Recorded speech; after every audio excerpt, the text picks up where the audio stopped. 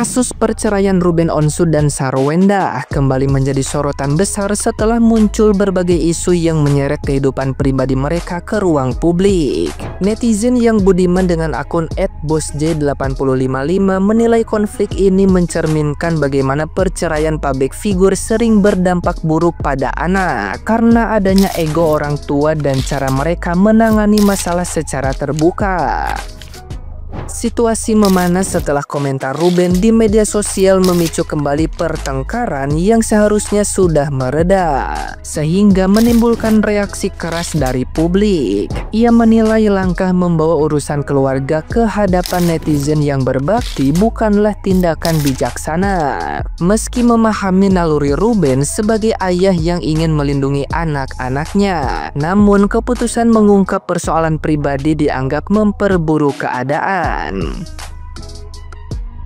Masalah semakin rumit ketika debt collector muncul di rumah Sarwenda untuk menagih cicilan mobil atas nama Ruben, memunculkan berbagai tanda tanya mengenai alasan penagihan dilakukan di alamat tersebut, termasuk kejanggalan mengapa figur sekaya Ruben memilih membeli mobil secara kredit hingga terlambat membayar.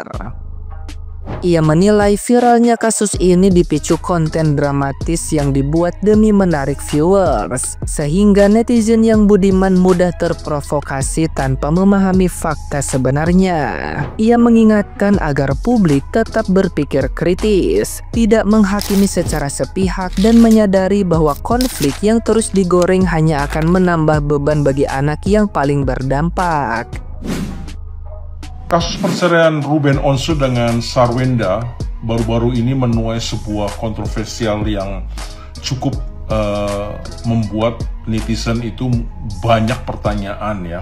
Karena gini ya, disclaimer dulu bahwa saya tidak memihak salah satu, baik Sarwenda maupun Ruben, karena saya bukan penggemar dari Ruben dan juga bukan fansnya Sarwenda. Tetapi saya mau mengedukasi bahwa sebuah perceraian pada akhirnya yang menderita, yang mengalami kerugian adalah si anak, ya kan?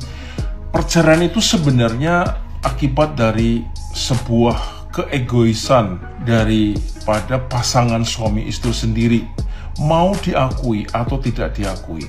Nah, kasus Sarwenda dengan Ruben ini karena kebetulan mereka adalah public figure, tentunya sangat disorotin, sangat diperhatikan oleh netizen gitu loh. Karena kan netizen itu senangnya kan kalau misalnya public figure bercerai, public figure mengalami kesulitan atau apa gitu kan, senang banget itu kan, digoreng-goreng gitu kan. Nah, pada kali ini kasus daripada Ruben Onsu dan Sarwenda yang bermula itu dari mulai chattingan atau komen Ruben Onsu di sebuah kolom komentar itu membuat sebuah trigger untuk sebuah kata pertengkaran kembali setelah mereka berpisah gitu loh. Buat saya dua-duanya tidak bisa dipersalahkan. Yang pertama, Sarwenda pasti tentunya mengalami tidak setuju karena kenapa mesti harus di ranah publik. Saya setuju. Saya setuju juga untuk Ruben karena apa? Sebagai orang tua, sebagai ayah, dia punya intuisi, dia punya feeling, dia punya sesuatu yang ingin bertujuan melindungi anak-anaknya. Dan itu adalah hal yang wajar. Cuma memang salahnya Ruben adalah, ya ini pribadi saya ya maksudnya, kesalahannya dia adalah kenapa dia membuka di ranah publik gitu ya. Dan saya setuju kenapa tidak diberikan message aja ke Wawa atau gimana, atau melalui phone gitu kan. Itu kan lebih bijaksana menurut saya. Itu yang pertama. Dan yang kedua mengenai adanya kasus debt collector. Nah, ini yang menjadi sebuah pemicu sehingga berita ini menjadi sangat viral gitu. Dengan datangnya debt collector ke rumah Sarwenda karena menagih bahwa ada cicilan yang belum terbayarkan atas nama Ruben Onsu, gitu kan? Nah, pertanyaan saya cuma satu ya, kok bisa debt collector itu menagihnya ke rumah Sarwenda? Ada kemungkinan ini diduga Ruben Onsu karena gini, menurut berita bahwa saya nggak tahu kebenarannya, tapi menurut berita bahwa mobil itu dibeli setelah mereka berpisah. Nah, kalau memang sudah berpisah, pertanyaannya kenapa debt collector itu menagih di rumah Sarwenda? Apakah Ruben Onsu membuat atau memberikan data identitasnya adalah rumah Sarwenda yang saat ini saya nggak tahu rumah Sarwenda yang mana gitu kan?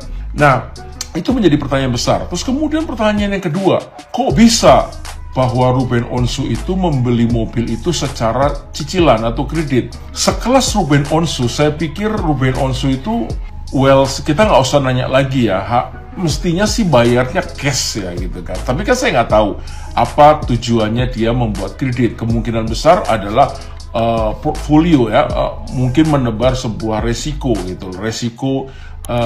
Well, kita nggak tahu dananya untuk apa, kita nggak tahu gitu kan. Nah, kita nggak tahu. Anggaplah itu memang mungkin untuk sebuah tujuan bisnis atau apa, saya nggak ngerti. Nah, tetapi pertanyaannya, kenapa itu menjadi kok bisa terlambat gitu loh? Sedangkan Ruben seorang ini mestinya kan ada manajernya, ada orang yang membantu dia untuk mengurusi keuangannya, saya pikir gitu ya. Kalaupun sekarang pihak kuasa hukum bilang itu kan belum jatuh tempo gitu loh kan. Tapi pertanyaan gini, biasanya debt collector itu akan nagih, baru akan nagih. Menurut saya, sepengetahuan saya, debt collector itu akan nagih mungkin sudah terlambat 2 bulan. Ya kan, baru dia akan nagih. Atau debt collector itu akan menagih ketika dia menelepon si si penghutang ini yang bikin kredit ini, dicari tuh nggak ketemu, di telepon nggak ada balasan, di email mungkin tidak ada jawaban gitu loh, sehingga debt collector melakukan tindakan eksekusi untuk menagih gitu kan. Dan tentunya memang sih ya, di Indonesia itu ada undang-undang OJK ya, di mana debt collector ini juga tidak boleh menagih secara fisik sebelum jatuh tempo. Itu betul sih sebenarnya gitu loh. Tetapi yang agak aneh dalam pikiran saya, kok bisa belum jatuh tempo debt collector kok menagih? Itu yang menjadi pertanyaan gitu loh. Itu yang menjadi pertanyaan, itu nggak mungkin gitu loh. Nah, mana kebenaran yang benar itu kita kan mesti harus bertanya, dan mestinya Ruben Onsu memberikan klarifikasi. Jangan sampai bola panas ini akan digoreng dan semakin panas gitu loh ya kan. Dan ujung-ujungnya pasti kita akan tahu ini akan sebuah hubungan ya, mantan suami dan mantan istri ini akan makin membara gitu kan. Dan akhirnya yang kasihan tuh si anaknya juga gitu loh kan. Nah, tentunya saya pikir juga netizen juga mesti harus bisa berpikir bijaksana ya. Kalau bisa memang kita tidak bisa menghakimi seseorang. Kita nggak tahu apa permasalahannya Ruben, apa permasalahannya Sarwenda. Kita tidak bisa menghakimi seseorang hanya dengan melihat konten-konten di TikTok, konten-konten di Instagram gitu loh. Karena kebanyakan orang memberikan konten itu hanya mencari viewer kan. Mencari viewer supaya viral. Nah, itu dia bisa membuat segala cara supaya viewer itu bisa tertarik. Dan itu berhati-hati juga gitu loh. Jadi guys, makanya itu saya selalu berbicara bahwa berpikir yang cerdas ketika kita mendengar, kita melihat, kita membaca gitu loh. Jangan kita tertipu oleh sesuatu yang hanya di kasat mata kita. Oke guys, tetap semangat ya. Dan tentunya nggak heran-heran dan tidak pernah lupa saya belum bilang, tetap selalu berpikir yang cerdas.